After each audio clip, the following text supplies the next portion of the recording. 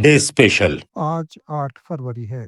1943 में आज के ही दिन द्वितीय विश्व युद्ध के इतिहास में एक निर्णायक मोड़ आया, जब जापान की शाही नौसेना ने प्रशांत महासागर में स्थित ग्वाडल कैनाल आइलैंड से अपने आखिरी सैनिकों को वापस बुला लिया। लेट्स माइक डे स्पेशल में आज हम बात करेंगे इस घटना के ऐतिहासिक महत्व की। करीब 6 महीने तक चले भीषण संघर्ष के बाद ये वापसी केवल एक सैन्य कदम नहीं थी, बल्कि ये इस बात का संकेत था कि प्रशांत क्षेत्र में युद्ध की दिशा बदल चुकी है। ये समझना जरूरी है कि ग्वाडल कैनाल जैसा दिखने में छोटा सा द्वीप उस समय ग्लोबल पॉलिटिक्स और सैन्य रणनीति के लिहाज से कितना महत्वपूर्ण था। ग्वाडल कैनाल सोलोमन आइलैंड द्वीप समूह का हिस्सा है और भौगोलिक रूप से ऑस्ट्रेलिया और अमेरिका के बीच समुद्री संपर्क मार्गों के बेहद करीब है। 1942 में जब जापान ने इस आइलैंड पर हवाई अड्डा बनाना शुरू किया, तो मित्र राष्ट्रों को यह स्पष्ट हो गया कि अगर जापान यहां सफल हो गया, तो अमेरिका, ऑस्ट्रेलिया और न्यूजीलैंड के बीच संचार और आपूर्ति लाइनें गंभीर खतरे में पड़ जाएंगी। यही कारण था कि अगस्त 1942 में अमेरिका और उसके सहयोगियों ने ग्वाडल कैनाल पर हमला कर दिया।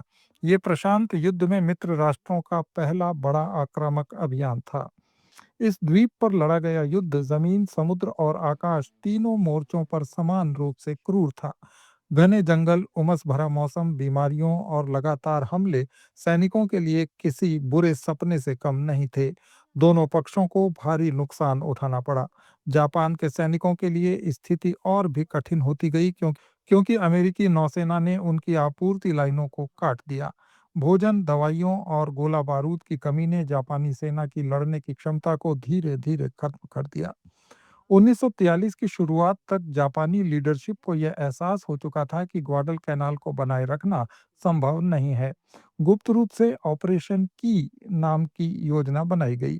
इसके तहत रात के अंधेरे में जापानी विध्वंसक जहाजों ने अपने सैनिकों को इस द्वीप से निकालना शुरू किया। 8 फरवरी 1943 को जब अंतिम लगभग 10,000 सैनिकों की निकासी पूरी हुई, तब यह स्पष्ट हो गया कि जापान को अपनी पहली रणनीतिक हार स्वीकार करनी पड़ रही है। ये सिर्फ एक द्वीप की हार नहीं थी, बल्कि उस अजेय छवि का टूटना था जो जापान ने युद्ध के शुरुआती वर्षों में बना ली थी। ग्वाडल कैनाल की इस हार का मनोवैज्ञानिक प्रभाव भी बहुत गहरा था। मित्र राष्ट्रों का आत्मविश्वास बढ़ा और ये विश्वास पुख्ता हुआ कि जापान को भी हराया जा सकता है।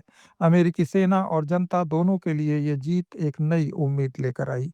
इसके बाद मित्र राष्ट्रों ने आइलैंड हॉपिंग रणनीति अपनाई, जिसमें वे जापान के कब्जे वाले आइलैंड्स में से रणनीतिक रूप से महत्वपूर्ण द्वीपों को चुनकर उन पर अपना कब्जा करते चले गए और बाकी को अलग-थलग छोड़ दिया। इस रणनीति की नींव कहीं न कहीं ग्वाडल कैनाल की सफलता में ही छिपी थी। भविष्य की घटनाओं पर ग्वाडल कैनाल का प्रभाव स्पष्ट रूप से दिखाई देता है। इसके बाद New Guinea, Marshall Islands, Mariana island और आखिरकार फिलीपींस में जापान को लगातार पीछे हटना पड़ा। औद्योगिक और सैन्य संसाधनों में अमेरिका की बढ़त अब पूरी तरह सामने आने लगी थी। ग्वाडल कैनाल ने यह भी साबित कर दिया कि आधुनिक युद्ध केवल हथियारों से नहीं, बल्कि लॉजिस्टिक्स, सप्लाई और स्ट्रेटेजिक इस योजना से जीते जाते हैं। इस युद्ध ने यह भी दिखाया कि सैनिकों का मनोबल, स्थानीय परिस्थितियों की समझ और नेतृत्व की भूमिका कितनी महत्वपूर्ण होती है। ग्वाडल कैनाल में दोनों पक्षों के सैनिकों ने बहुत कठिन हालात में साहस और धैर्य का परिचय दिया, लेकिन बेहतर कोऑर्डिनेशन और संसाधनों के कारण आखिर मित्र राष्ट्रों को बढ़त मिली। इस संघर्ष से हासिल अनुभवों का इस्तेमाल अमेरिका ने आगे चलकर प्रशांत क्षेत्र के दूसरे अभियानों में किया, जिससे उसकी सैन्य क्षमता और भी मजबूत होती चली गई। इतिहास के पन्नों में 8 फरवरी 1943 का दिन इसलिए भी खास है, क्योंकि ये बताता है कि युद्ध में एक छोटा सा द्वीप भी ग्लोबल बैलेंस को बदल सकता है। ग्वाडल कैनाल की लड़ाई ने प्रशांत युद्ध को एक नई दिशा दी और आखिर यही दिशा 1945 में जापान की पराजय और द्वितीय विश्व युद्ध के अंत तक पहुंची।